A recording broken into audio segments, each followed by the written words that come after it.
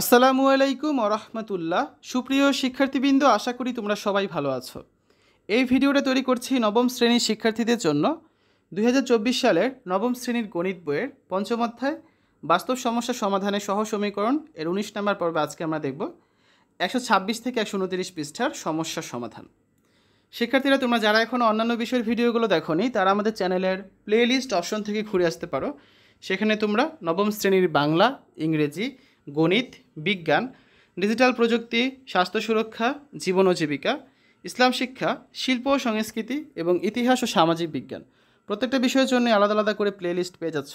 তো এখান থেকে তোমাদের যে যে বিষয়ের ভিডিও দরকার খুব সহজেই তোমরা দেখে নিতে পারবে। আর গুণন পদ্ধতিতে সমাধান। আর গুণন পদ্ধতিতে কীভাবে দুই চলক বিশিষ্ট সরল সহ সমীকরণের সাধারণ সমাধান নির্ণয় করা হয় সে সম্পর্কে জানার চেষ্টা করি। প্রথমে নিচের সমীকরণ দুটি বিবেচনা করি। a1x plus b1y plus c1 সমান 0 আর a2x plus b2y plus c2 সমান 0। প্রথমে 1 ও 2 নং সহ সমীকরণ থেকে চলক x এর মান নির্ণয় করতে চাই, তাই 1 ও 2 নং সমীকরণের চলক y-কে অপনয়ন বা অপসারণ করতে হবে। আর এর জন্য সমীকরণ 1-কে b2 এবং সমীকরণ 2-কে b1 দ্বারা গুণ করি। তাহলে কি পাচ্ছি? সমীকরণ 1-কে b2 দ্বারা গুণ করলে হচ্ছে a1 b2x plus b1 b2y plus b2 c1 সমান 0, এটাকে দিলাম সমীকরণ 3। আর সমীকরণ 2-কে আমরা b1 দ্বারা গুণ করছি, তাহলে পাচ্ছি a2 b1x plus b1 b2y plus b1 c2 সমান 0, রেখে দিলাম সমীকরণ 4। এখন 3 নং থেকে 4 নং সমীকরণ বিয়োগ করলে পাই এখানে প্রথম দুইটার মধ্যে কি কমন যায়, একটা x কমন যায়, তাহলে থাকছে কি a1 minus b2 minus a2 minus b1 into x plus পরের এখানে হচ্ছে দেখো বিয়োগ করলে এই দুটো হচ্ছে কাটা যাচ্ছে, এই যে এখানে কি দেখ একটা b2 মাইনাস প্লাস থাকে b2 c1 মাইনাস হচ্ছে এটা মাইনাস হয়ে যাবে এখন b1 c2 সমান 0, বা a1 b2 minus a2 b1 into x সমান এই দুটো ডান পাশে নিয়ে গেলাম, তাহলে কি পাচ্ছি b1 c2 minus b2 c1, ঠিক আছে। বা এক্স বাই কী লেখা যায়, এক্স বাই এটা b1 c2 minus b2 c1 সমান 1 বাই এটা a1 b2 minus a2 b1, এটাকে দিলাম সমীকরণ 5। আবার 1 ও 2 নং সমীকরণ জোড় থেকে চলক y এর মান নির্ণয় করতে চাই, তাই 1 ও 2 নং সমীকরণকে চলকের x-কে অপনয়ন বা অপসারণ করতে হবে। আর এর জন্য আমরা সমীকরণ 1-কে a2 এবং সমীকরণ 2-কে a1 দ্বারা গুণ করি, তাহলে পাচ্ছি a1 a2x plus a2 b1y plus c1 a2 সমান 0, একে দিলাম সমীকরণ 6। আর a1 a2x plus a1 b2y plus c2 a1 সমান 0, একে দিলাম সমীকরণ 7। ওই আগেরটার মতোই এখন 6 থেকে 7 নং বিয়োগ করব, বিয়োগ করলে এখানে একটা x কমন যায়, x কমন গেলে কি থাকে a2 b1 minus a1, sorry এখানে x কমন যাবে না, এই দুটো কাটা যাবে, ঠিক আছে, এই দুটো কাটা চলে যাবে কারণ এটা বিয়োগ হয়ে যাবে। এখানে একটা y কমন যাবে, y কমন গেলে থাকছে a2 b1 minus a1 b2 plus c1 a2, এই প্লাসটা মাইনাস হয়ে যাবে মাইনাস c2 a1 সমান 0, বা a2 b1 minus a1 b2 into y সমান এই দুটো ডান পাশে চলে যাবে, তাহলে হচ্ছে কি c2 a1 minus c1 a2, বা এখানে একটা মাইনাস যদি আমরা কমন নিই তাহলে কি লেখা যাচ্ছে, এটা আগে চলে আসবে minus a1 b2 minus a2 b1 into y সমান, এখানেও মাইনাস কমন নিলে এটা আগে চলে আসবে c1 a2 minus c2 a1, বা মাইনাস মাইনাস কাটা দিতে পারি, কি থাকে y বাই এই পুরোটা চলে আসবে c1 a2 minus c2 a1 into equal to 1 by এই পুরোটা ডান পাশে চলে যাবে a1 b2 minus a2 b1, এটাকে আমরা সমীকরণ 8 দিলাম। এখন সমীকরণ 6 এবং সমীকরণ 5 এবং সমীকরণ 8 তুলনা করলে আমরা পাই x by b1 c2 minus b2 c1 সমান y by c1 a2 minus c2 a1 সমান 1 by a1 b2 minus a2 b1, সমীকরণ 9। এটা দ্বারাই হচ্ছে আমরা এই যে আর গুণন বা বজ্রগুণন পদ্ধতির সমাধানগুলো করব। এখন x ও y এর এরূপ সম্পর্ক থেকে এদের মান নির্ণয়ের কৌশলগুলোকে আর গুণন পদ্ধতি, ক্রস মাল্টিপ্লিকেশন মেথড বা বজ্রগুণন পদ্ধতি বলা হয়। x ও y এর উপরে সম্পর্ক থেকে আমরা লিখতে পারি x by b1 c2 minus b2 c1 সমান হচ্ছে 1 by a1 b2 minus a2 b1, বা x সমান কী লেখা যায়, এটা ছিল ভাগাকারে, ডান পাশে গেলে গুণ আকারে হয়ে যাবে, তার মানে x সমান হচ্ছে b1 c2 minus b2 c1 divide by a1 b2 minus a2 b1। এবং আরেকটা কী ছিল সম্পর্ক, যে y by c1 a2 minus c2 a1 সমান হচ্ছে 1 by a1 b2 minus a2 b1, এটাকে সেমভাবে লেখা যায় যে y সমান হচ্ছে কি c1 a2 minus c2 a1 divide by a1 b2 minus a2 b1। অর্থাৎ প্রদত্ত সমীকরণ দ্বয়ের সমাধান x, y সমান হচ্ছে এই পুরোটা b1 c2 minus b2 c1 divide by a1 b2 minus a2 b1, c1 a2 minus c2 a1 divide by a1 b2 minus a2 b1, ঠিক আছে। সহ সমীকরণ দ্বয় কি ছিল, a1x plus b1y plus c1 সমান 0, আর এটা ছিল a2x plus b2y plus c2 সমান 0।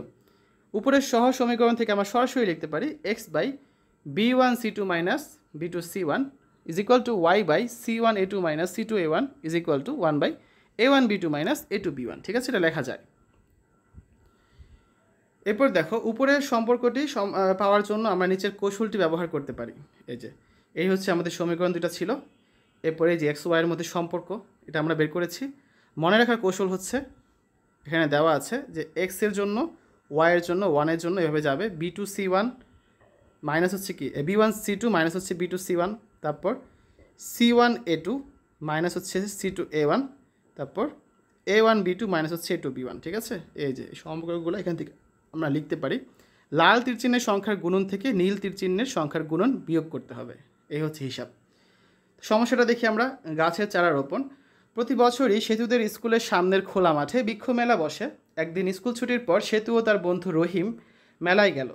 সেতু তাদের বাড়ির চারপাশের ফাঁকা জায়গায় গাছের চারা রোপণ করার জন্য একজন চারা বিক্রেতার নিকট থেকে 310 টাকা দিয়ে 4টি পেয়ারা গাছের চারা এবং 5টি লেবু গাছের চারা ক্রয় করল। রহিম একই দরে 3টি পেয়ারা গাছের চারা ও 2টি লেবু গাছের চারা ক্রয় করে বিক্রেতাকে মোট 180 টাকা দিল।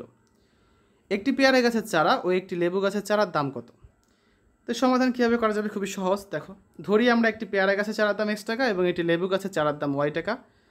শর্তানুসারে আমরা প্রথমে সহজ সমীকরণ গঠন করি। এই দেখো, সেতু যে কাজটা করেছিল সে হচ্ছে 4টি পেয়ারা গাছের চারা আর 5টি লেবু গাছের চারা কিনেছে 310 টাকা দিয়ে, তার মানে 4x + 5y = 310। আর রহিম যেটা করেছে 3টি পেয়ারা গাছের চারা 2টি লেবু গাছের চারা কিনেছে 180 টাকা দিয়ে, তার মানে 3x + 2y = 180। এটাকে দিলাম সমীকরণ 2। তো প্রথমে দেখতে হবে যে এদের সমাধান করা যাবে কি না।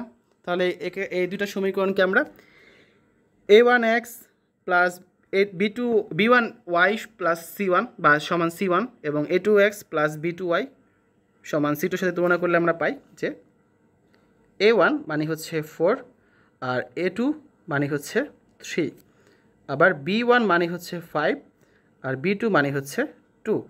তাহলে a1 বাই a2 মানে কত? 4/3 আর b1 বাই b2 মানে হচ্ছে 5/2, যেটা কখনই সমান না। তার মানে এদের সমাধান আছে, অর্থাৎ সমীকরণ জোটটি সমঞ্জস এবং এর একটিমাত্র সাধারণ সমাধান রয়েছে। ঠিক আছে, এখন আমরা আর গুণন পদ্ধতিতে সমীকরণ জোটের সাধারণ সমাধান নির্ণয় করতে চাই। সেজন্য 1 ও 2 নং সমীকরণ দ্বয়কে নিম্নরূপে লিখতে পারি। কারণ আর গুণন পদ্ধতিতে c1 c2 বাম পাশে ছিল, তো এই দুটোকে আমরা বাম পাশে নিয়ে আসবো। তাহলে কী পাচ্ছি? 4x + 5y - 310 = 0 আর 3x + 2y - 180 = 0। এখন এই সমীকরণ দ্বয়কে আমরা a1x + b1y + c1 = 0 এবং a2x + b2y + c2 = 0 এর সাথে তুলনা করলে পাই a1 এর মান 4, b1 এর মান 5, c1 এর মান -310, a2 এর মান 3, b2 এর মান 2, c2 এর মান -180। সুতরাং আর গুণন পদ্ধতি প্রয়োগ করে পাই, ওই যে সূত্র ছিল, সূত্রে মান বসিয়ে দেব। x বাই সূত্র কী ছিল? b1 c2, তার মানে 5 × 100 - 180 মাইনাস সূত্রে ছিল b2 c1, তার মানে 2 × এই যে c1 এর মান কত? -310। সেমভাবে ওয়াইয়ের ক্ষেত্রে হচ্ছে আমরা এখানে সূত্র বসাচ্ছি a2 c1 minus a1 c2 = 1 by কী ছিল এখানে সূত্র? a1 b2 minus b2 a1। ঠিক আছে, তাহলে আমরা বসিয়ে দিলাম মানগুলো। বা x বাই এখানে কত থাকছে? 5 আর -180 গুণ করলে থাকছে -900, এখানে মাইনাসে মাইনাসে প্লাস যোগ করলে 620, এখানে থাকছে -930, এই মাইনাসে প্লাস 720, তারপর হচ্ছে এই মাইনাসে মাইনাসে প্লাস, দেখো হ্যাঁ ঠিক আছে। তারপর হচ্ছে কি 1/4 4 × 8 -3 × 5 = 15 বা x বাই এখানে থাকছে -280, এখানে থাকবে y বাই -210, এখানে থাকছে 1/-7 বা -7 দ্বারা যদি গুণ করি তাহলে পাচ্ছি কি x/40 = y/30 = 1 বা x/40 = 1 আবার y/30 = 1 লেখা যায়, তার মানে x = 40 y = 30। অতএব একটি পেয়ারা গাছের চারার দাম হচ্ছে 40 টাকা এবং একটি লেবু গাছের চারার দাম হচ্ছে 30 টাকা, কারণ আমরা পেয়ারা গাছের চারা ধরেছিলাম x আর লেবু গাছের চারা ধরেছিলাম y। ঠিক আছে, এরপর একক কাজ আছে, প্রদত্ত সহজ সমীকরণগুলো আর গুণন বা বজ্র গুণন পদ্ধতিতে সমাধান করো। এখানে হচ্ছে মোট 3টা কাজ আছে। এরপর খ নাম্বার আরেকটা কাজ আছে। এই যে মোট 4টা একক কাজ, এগুলো নিয়ে হচ্ছে আমরা আগামী ক্লাসে আলোচনা করব। তো সকলকে দেখার জন্য আমন্ত্রণ জানাচ্ছি। শিক্ষার্থীরা, এতক্ষণ তোমরা দেখলে নবম শ্রেণীর গণিত পঞ্চম অধ্যায় বাস্তব সমস্যার সমাধানের সহজ সমীকরণ 126 থেকে 129 পৃষ্ঠার সমস্যার সমাধান। আশা করি ভিডিওটা তোমাদের কাছে ভালো লেগেছে। সকলে সুস্থতা কামনা করে আজ এখানে বিদায় নিচ্ছি। আল্লাহ হাফেজ।